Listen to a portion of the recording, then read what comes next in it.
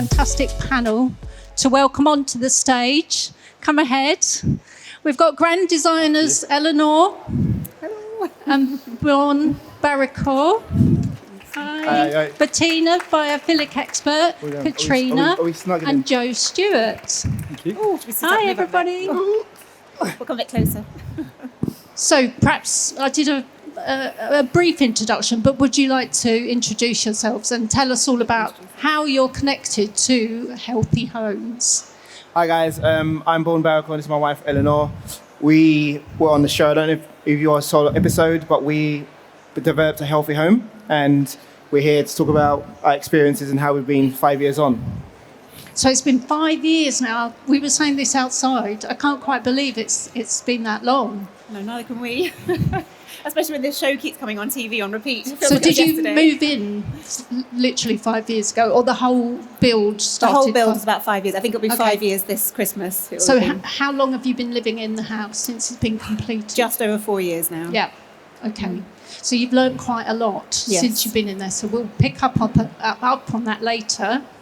Bettina, can you tell us what you do? Yes, I'm Bettina Julius and I am a residential interior designer with a really strong focus on biophilic design, which I'm sure we will talk about later on. We will, because there's quite a lot of misconceptions about what biophilic means. Absolutely, it's not just about plants. You can tell us all about it. And Katrina. Karina. Hi, Karina, yes. Sorry, Hi. Karina. So I'm Karina. I'm an interior designer. I do both residential and commercial, and I specialize in using natural materials in the homes. Excellent. And Joe, another grand I'm back designer. again, sorry. I did a grand design I was aired 5 years ago, and I have an architectural practice specialising in sort of sustainable, low-energy homes. So hopefully I can add a bit of value from both sides of that. And your own home is a passive house? Mine's, passive house. Certified, yeah. So, and again, like materiality of that, and where possible, better now, but back then, like the types of VOCs to avoid and everything like that. Okay. But isn't that quite a difficult process, getting passive house certification? Maybe just tell us a little bit about that. Yeah, it's the standards are a little bit higher. So anyone who doesn't know what passive house is, it's essentially a German way of measuring the performance of a house, the energy consumption, things like air changes. So especially when you're dealing with sort of the thermal values, the amount of energy you can lose from just having a draft, and then that coupled with sort of the zero carbon kind of approach means that you're looking at using more sustainable materials, thicker glazing, more insulation, and then bringing in technologies that help to treat like the air coming in and manage the heat losses going out through that same air. So, because I think that's quite interesting that there's a bit of a crossover between healthy living environment and sustainability. Would you say that the two kind of merge together, that there is a link between them? Absolutely. And without, obviously, I'm sure Bettina's got a lot more sort of qualitative comments on this, but the relationship between us and the materials is huge. So we talk about VOCs, volatile organic compounds. We talk about biophilic design, the materials used, timbers, things like that, things that we're drawn to as beings. And when we look back at how we made homes and everything, thousands of years ago, and how we've changed as things have become sort of more accessible, more manufactured, and I guess, looking at when you're trying to be sustainable, it's not just about the embodied energy in the material. It's not just about how thermally efficient it is. It's about, is it a home, and is it a home we're going to stay in and feel comfortable in, or are we constantly going to be changing it, adding things, taking things away? So I think there's a full life cycle approach that really has to happen to a home. And so to create a passive house, are you saying that you have to do that from the very outset? You have to know that that's what you're going to create from the minute that you start? If you want to make it easier for yourself, definitely. Because simple things like the size, the shape, where you put windows, how you twist the building, the materials you use, the people you get on board. You know, does your designer, your architect, your builder understand what the processes are? Because if they don't, it can be expensive because they do it twice or they don't do it very well. And if they do, you might be paying a premium for those individuals, but then you're in good hands, and fingers crossed, you go out the other side and say, well, that was definitely worth it. Yeah. And Bourne and Eleanor, your house is not a passive house, certified house. No. But you did design it on passive house principles. We did. We knew from the outset that it was probably going to be quite expensive to achieve the full passive house accreditation. So we said we'd like to get as close as possible to passive house without putting the pressure on ourselves. I think with everything else that was going on, to try and get that certificate at the end of it. I mean, when we did the final test, we'd missed it by some tiny amount that would have meant we were passive. But we felt that what we'd built, we didn't need to add the passive house part to it. But thinking about passive house techniques and what that meant during the build did influence everything that we did. So we knew the whole time that we were working towards as close as we could get without wanting to sort of, I suppose, shackle ourselves to that, wanting to get the certificate at the end of it.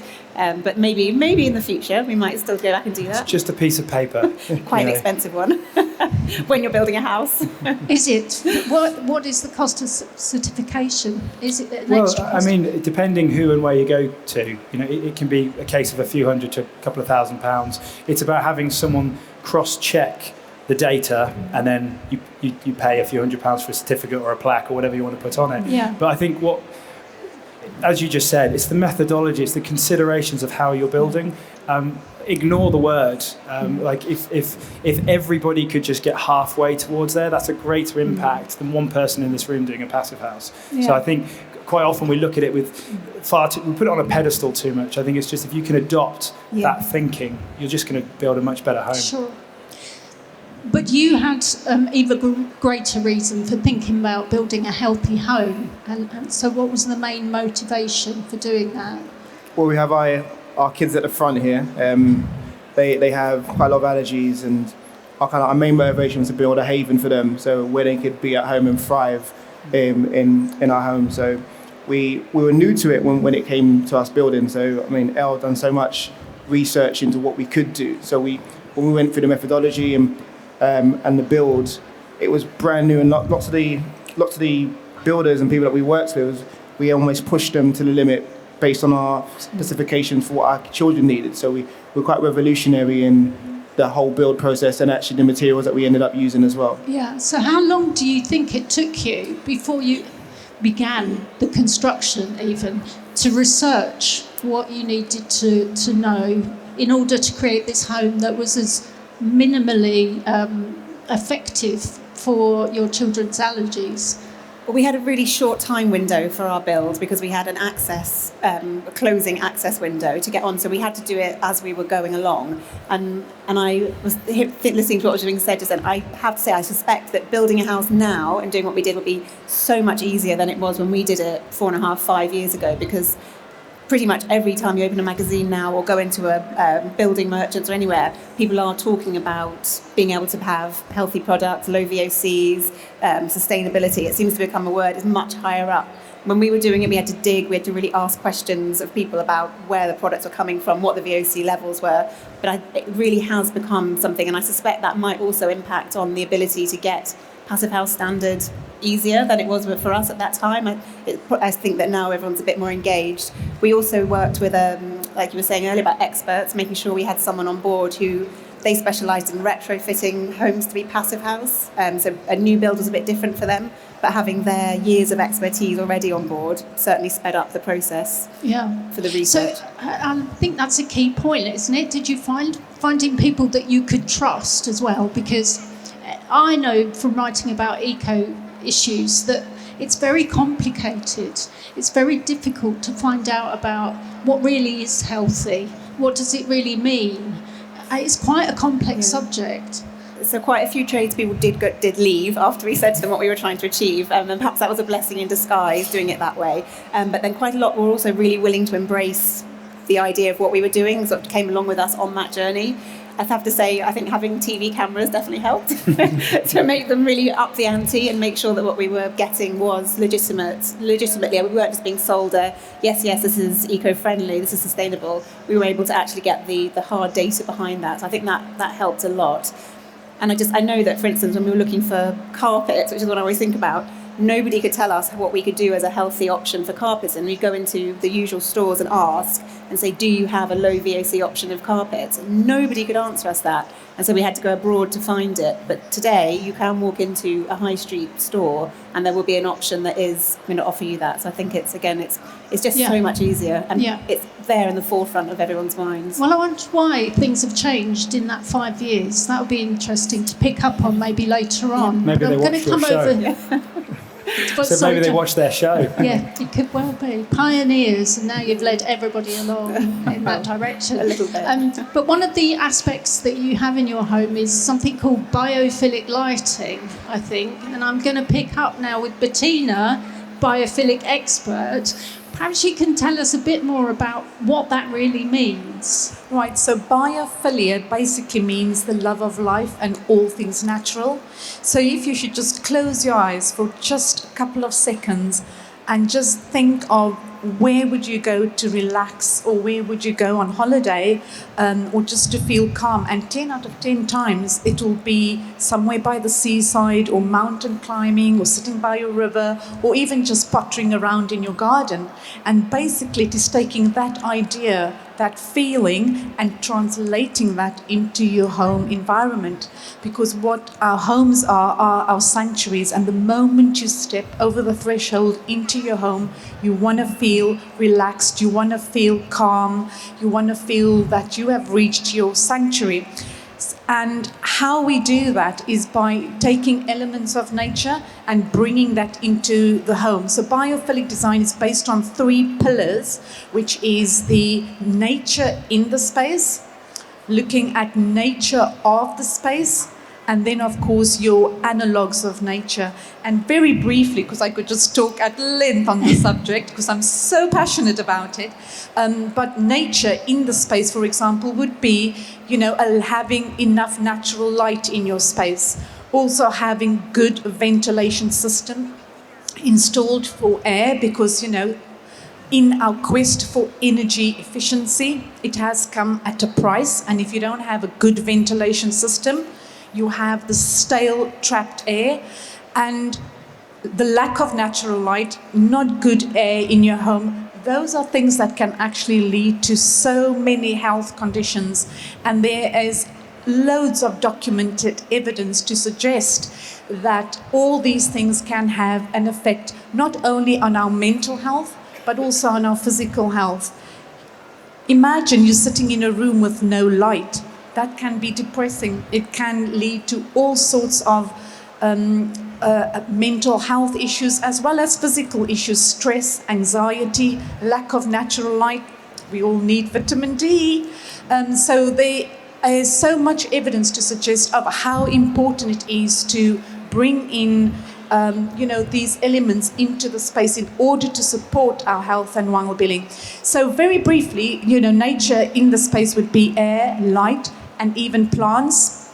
The nature of the space is, for example, of how we move through a space, the transition from one activity area, sort of from, say, your bedroom into the lounge, and of what that looks like, as well as prospect and refuge. So where you are sitting, perhaps sometimes people don't feel comfortable with their sofas, something as simple as that, with your back into a huge open space and you don't know who's coming behind you, and that can cause anxiety for some people. So there's a lot of considerations that need to be taken into that. And then also introducing things like, which is your analogues of nature, is having perhaps shapes and forms of nature.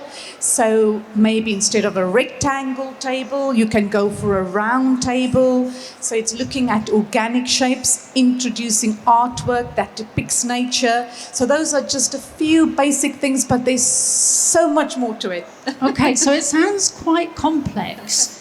Do you think, is it still important to incorporate one or two things if you can't manage to get to the, you know, the utopian situation of a completely perfectly biophilic home? Is there still value in trying to achieve some of those goals? Absolutely. With the biophilic strategies and principles that there are so many involved, but a space is not always conducive to all. By just including one or two elements can already create a space. So, for example, if you just have a natural, you know, sofa overlooking your garden, that alone in itself does wonders. Yeah. As simple as that. Okay. Yeah. And I might bring Joe in here as well, because, okay, so for someone who wants to build their own home, as an architect, you're starting with the bigger picture.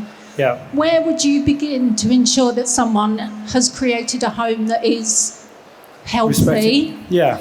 And how far do you go down the route of bringing in all the biophilic principles as well? What would you do? I think as an there's a architect? definite tie-in. Well, for us, biophilic design is incredibly important. When you've got small inner city projects, obviously you might not have a garden. Such as your house? Such as our house, or we've got several sort of squeezed between houses and dotted all around the city, and you find, well, okay, let's elevate the garden, get a roof terrace as much as we can, and make sure it's not overlooking so it feels private, feels secure. All these things you were talking about there about not having too much space around you also helps, because then the planners don't think you've got overlooking issues. But sometimes it's not just about bringing plants into there, it's about considering, first of all, the site as a whole, and the outdoor, and often people, you know, the conversation I have with landscape architects are feeling that they're always the last person to be brought on board, but it's the glass, it's the connection to the outside. You don't have to have a huge house if you've got the perfect views framed, or, you know, that indoor-outdoor connection, sliding things open.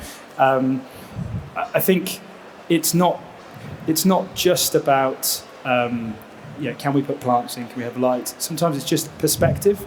So if you're in a position and you place a window to capture something and not see something else, you know, not see the building next door, maybe just see a glance of the sky, or you've got a low-level window, so when you're sitting down, you're actually looking down and seeing some planters you've got out in the garden. Something that just gives you that connection. It's a little bit more than just a white box sort of home. How much of it is a priority for you when you're designing for a client? Do you? For us, it depends on, you know, the conversation. Some clients, most of our clients, we have sort of a few factors on who we're working with, but quite often we'll have, you know, a spread of a client that is incredibly connected to nature and wants to, you know, lived in a forest when they were younger, wants to bring all that in, to the other end of someone who says, like, you know, Deirdre did earlier, I kill everything I touch. Like, I don't know how to look after plants or anything. Yeah. And so you have to judge it case by case, and that's where understanding whether it is greenery, whether it is shape, whether it is it's light, and how that all sort of fits with that client. But to some extent, is it not true that, you know, building regulations are there to make sure that there are certain standards that are healthy, you know, in a building? I mean, I'm probably not the best. I'm not the best person to talk about building regs in the sense of I don't believe they're good enough anyway. Okay, but that's a good point. So I don't think. I think their standards are poor enough to allow us to not incorporate it. Okay. And so I think that's why we follow sort of a higher level. Yeah. I feel also that with today you need to insulate your home so much to be energy efficient, and the insulation, the type of insulation that you use, which actually the architects can really be a huge part of it. Most of it is actually man-made and pretty unhealthy, and that's so important because actually that's the quality of air that you'll be breathing in your home. There are a few places where you can get natural insulation, and pretty much I think only the architects can advise on that. I know I've worked with some architects who did that, and that was like a complete game changer. Okay, so let's talk about materials then. We've sort of landed on the natural materials, which seems like a good place to be. But Tina, would you agree with that? Because in a way, actually, thinking about it, you're talking about you know, if a build has got synthetic materials in, and then we talked about good ventilation, you're sort of overcompensating for the nasties that are already in the house by having the ventilation system put in. Would it not be the case that if you start with the natural materials, that's already doing part of the job for you? Absolutely. Do you know what? I would say prevention is better than cure. And it's, as interior designers and architects, I think we need to be very much aware of the materials we specify. Construction materials is rife with toxins and all the nasty pollutants. The furniture you have in your home, you know, pressed wood such as plywood and chipboard, they all contain formaldehyde, which is really not good for us because we're breathing in the stuff. Carpets, the glue that they, stick the carpets to, even using the paste on wallpaper, all gives off these horrible, nasty toxins. And with prolonged exposure to that sort of air quality, that can affect your health. People with asthma, lung diseases, respiratory diseases, all sorts of problems. So I think from a very early stage, if you're renovating or extending or a new build, it's for us to really specify and look at materials that have low VOC or no VOC components in them. So VOC is volatile organic compounds. And what are they really? I mean, and why does it matter? Well, they aren't natural things also VOCs, like lemon oil, or that's a kind of VOC, isn't it? But that is natural. So yeah. So with the others, they have things like formaldehyde. You've got carbon dioxide, carbon monoxide, all those some of the names we can't even pronounce, that we are breathing in. Whereas the more natural you go, the less or low VOCs you will have. And that is really important. And I think we really need to push the agenda where we want these things, like you label what is on your food products. I think it will be a great idea to have, that labeled on what does that material contain. If you're buying a piece of furniture, I think it will be absolutely fantastic to have what levels of toxins that contains, and we list the ingredients list, so that we as architects and designers can choose and decide not to buy that and to go for something more I feel it's the clients who need to be educated in this, because at the end of the day, the natural products are slightly pricier. And when it comes to it, if somebody in the shop is basically saying to you, oh, it's the same product, but one is costing a lot more than the other, then the natural choice will be for the less expensive. But when you weigh up the benefits of the longevity of the product that will last so much longer, most natural materials are antibacterial straight up.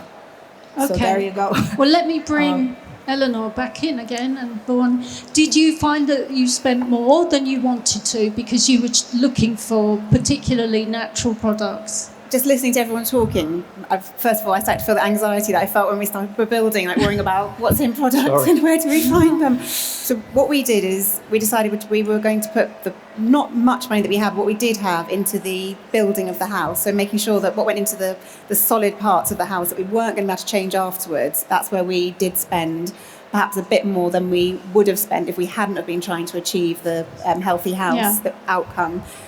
That said, there was always a range. There would always be something that was obviously incredibly cheap and we'd probably have to change it in 2 years, all the way through something that would have been budget busting, totally out of what we could have done. So it was finding the happy medium and forcing the contractors and the people we work with to do some of that work for us. So we'd say, no, we can't spend 10,000 and we're not going to spend 500. So what is the other option in between that?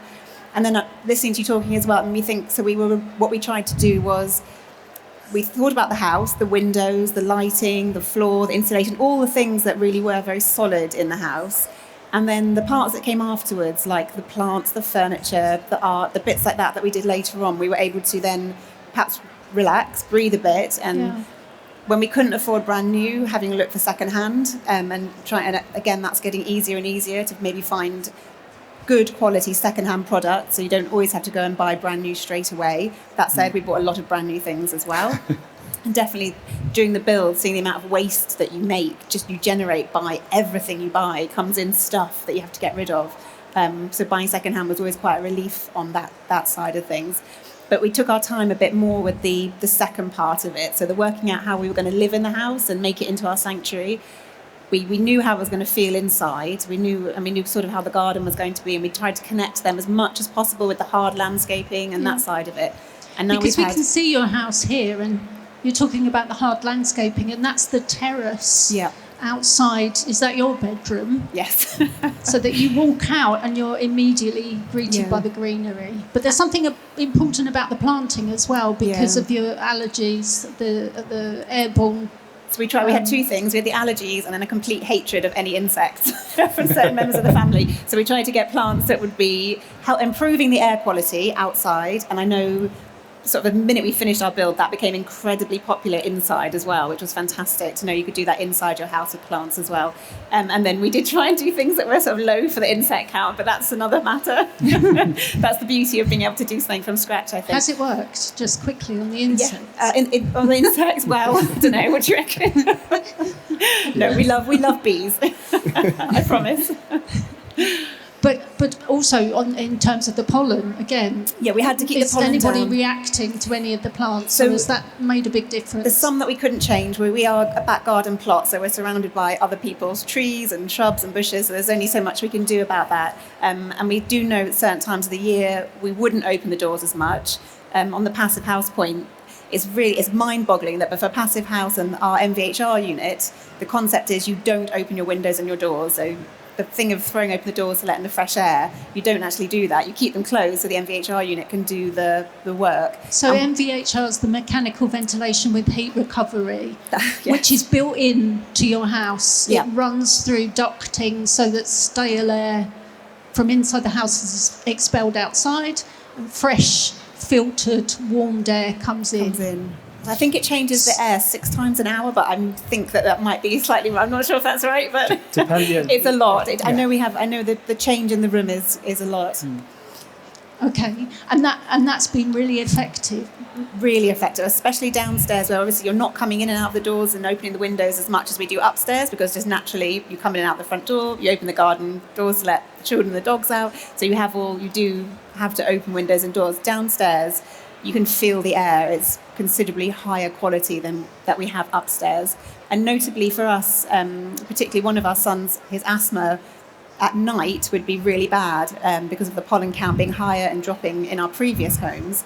In this house, I had to touch wood somewhere, but we haven't had that issue. So the nighttime is no longer a problem because he's not breathing the air that we was dealing with at night. Yes. So we really have seen we've had our return on our family's investment into that system. Fantastic, that's brilliant. And have you had any measurements taken? I think when I spoke to you last time, you were having some studies about, was it the air quality? A university did some work looking at the air quality of the house when we first moved in, and then they came back and remeasured it after we'd been in the home for I think 3 months.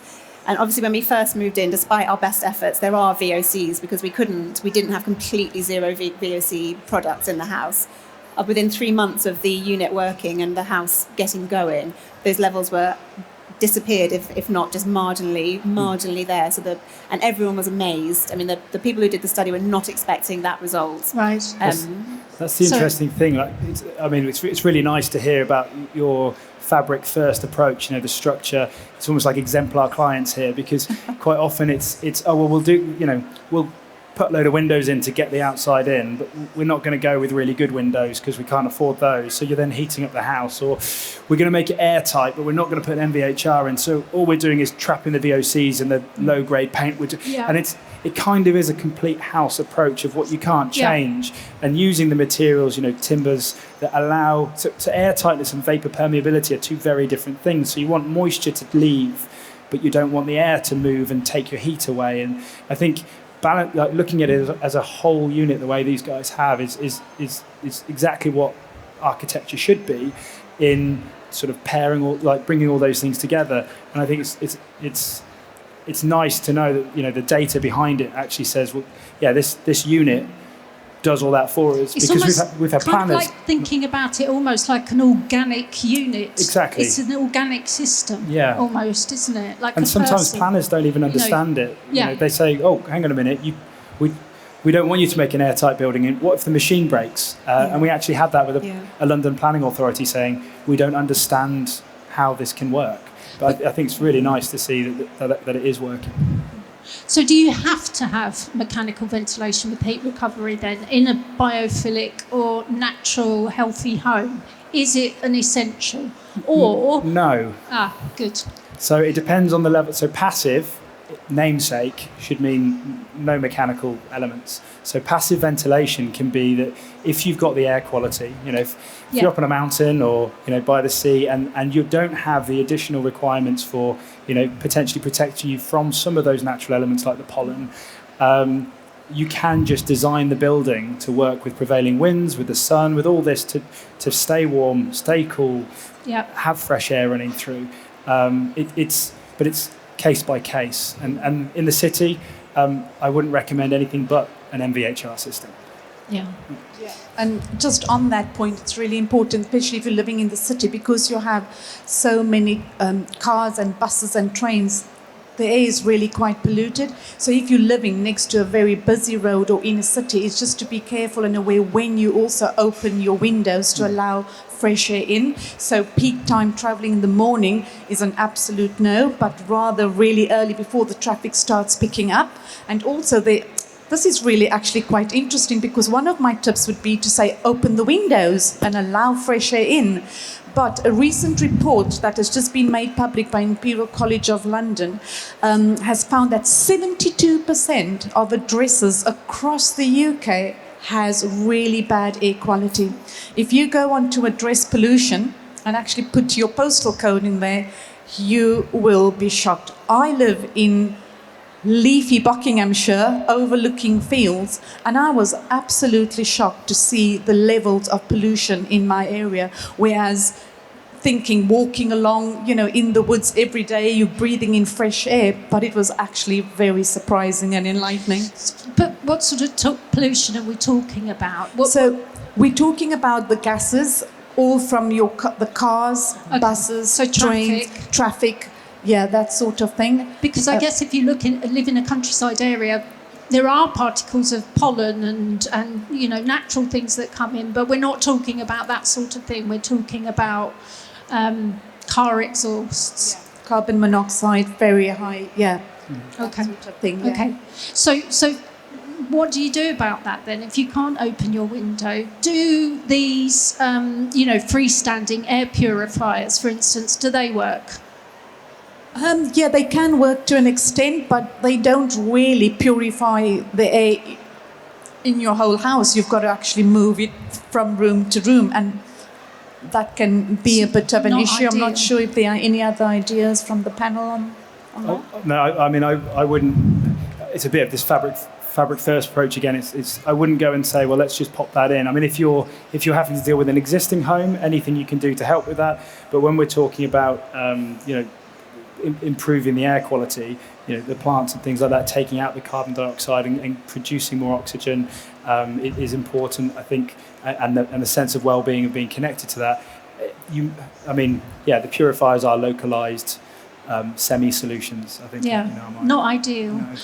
So we've talked about self-build, and we're touching on renovating now, anyone with an existing house. So I think what we're saying is it's quite complicated, is that right? To get the balance right of indoor air and also light. What do you do if you haven't got big windows in the right direction? Is there anything that can be done? Are there small things? What I'm saying is, are there small things that can make a difference for people? Have you got any tips? Yes, so for example, the quality of light, you can obviously install indoor lighting, and today you can get the light to be pretty much as natural as daylight is, like pretty much 1-to-1, which is the ideal. You also want the light to work with the time of the day, so it's good to have different lighting temperatures for different time of the day. I'd say that's probably the best Okay. way around that if you don't have the windows or if if it's raining all the time or grey all the Yeah. time, additional lighting could really help. And you have this biophilic lighting, is that right? That Yeah. mimics It's biodynamic. biodynamic. Yeah. That was it. So yeah, and it mimics, and it makes a big difference, especially putting them to sleep in the evenings and daytime and work. If you have to read downstairs, it gives you that sense of feeling where you don't need to have a window with lots of light coming in, and that's what we try to achieve, especially having a basement, an upside down house. Yeah. To say. So in the morning, is it? We're really lucky with our light. Does it change It's automatically? more in the evening. Yeah, it's automatic ours. It reflect it. Yes, depending on what the light is like in the room, it reacts accordingly to that. And I think it's definitely an evening. We were very worried about being in a basement. We've got rooms that don't really have hardly any natural light, very small amount because of the way they face and what we were allowed to do with windows. So we probably, I thought we were overcompensating for what was going to happen, but it's ended up being very light downstairs. We also used glass floor, which brought light in from upstairs down, we're so glad we did that because it lights up what would have been a dark corner. But the biodynamic lighting, I think nighttime is when you really feel the benefits of it, because it isn't just like turning a light on. It comes on nicely, it goes off nicely, and it's much for your mood. And perhaps again something I've never thought of before this. You just think lights, put them in, LEDs, great, whatever it can be. But it was definitely again something I'm pleased we invested in.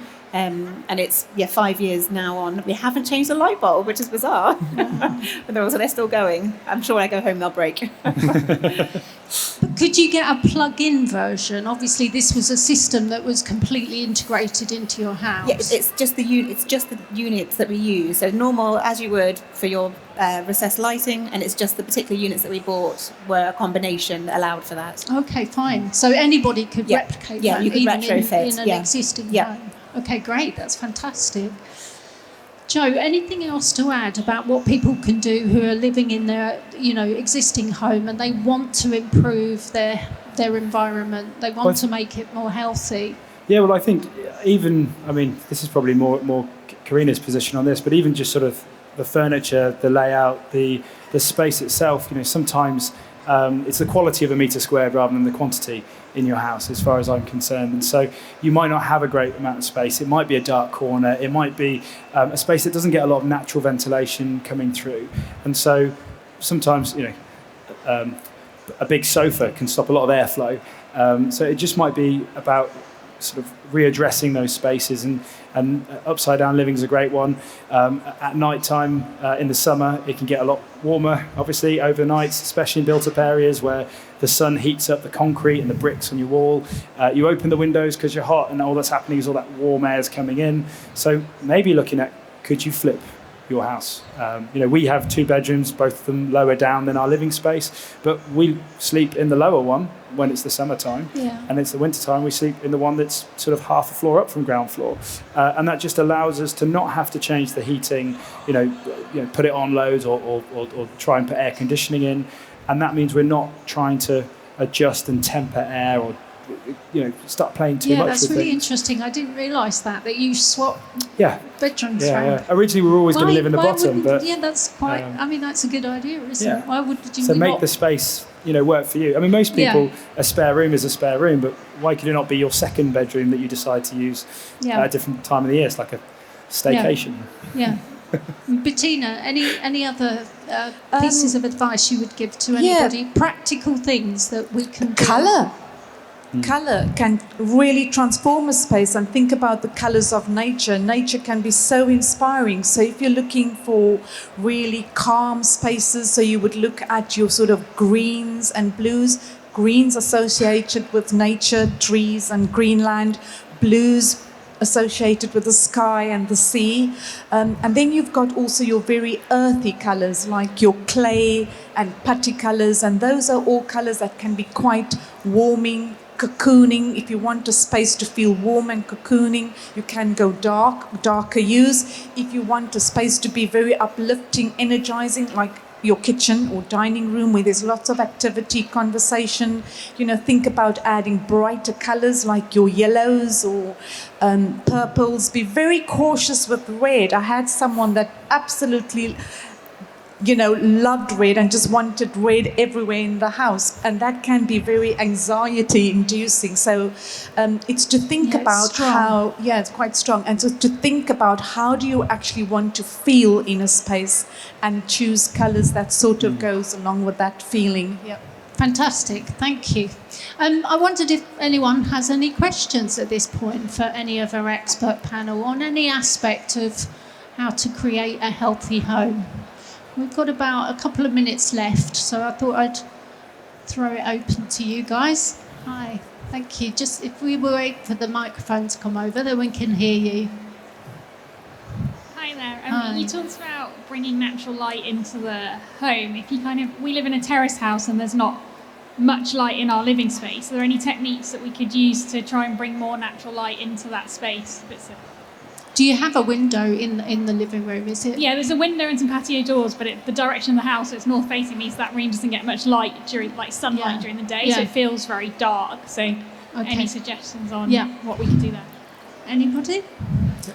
Well, one of the things you can do is introduce mirrors, because mirrors can bounce light around the room, and also using materials that are very reflective, such as metals or mirrors and glass. Those sort of things, accessorizing in terms of your tables and decor, that can also help lift up a space. And you do get paint as well that has got very light pigments in them, and that can also create light around the room. Also, if it's like a north-facing window and so you're trying to bring it in, it goes back to that quality of a metre squared. You could sacrifice space elsewhere to bring a solar tube in from the roof, for example, and just sort of box that in and then bring that down into the space. Because if that's going to make that a more usable space or a place you can enjoy more, losing a small space, maybe that's where a cupboard is or something in a bedroom, to bring that down. And you can have that into sort of units that look like lights and light panels. So during the daytime, it's natural light coming through, little sensors, probably similar to what's in your house, where it can just look at what the lumen level's like, and then bring in LEDs that match it, as you're saying, one for one. So it can just keep a nice, constant, comfortable colour and temperature, and then that space could get sort of transformed. So garden lighting as well is everyone. You can put, obviously it doesn't help for the daytime, but solar lights in the garden makes that room feel bigger and more lit at night as well. You can also have, so depending on the colours of your furniture, if it's lighter furniture, and you maybe have a lamp next to it, it'll reflect the lights. Lighter colours reflect lights, whereas darker absorb it. So, brilliant. I think they're all really good ideas. Yes, there's a lady at the front here. Hiya. I was wondering about the biodynamic lighting generally and how easy that is, because I feel like I looked into it for our office, but it seemed like there weren't that many kind of commercial options. It seemed quite expensive and something that's not so easily available, I guess, that kind of circadian system. But how did you guys do it?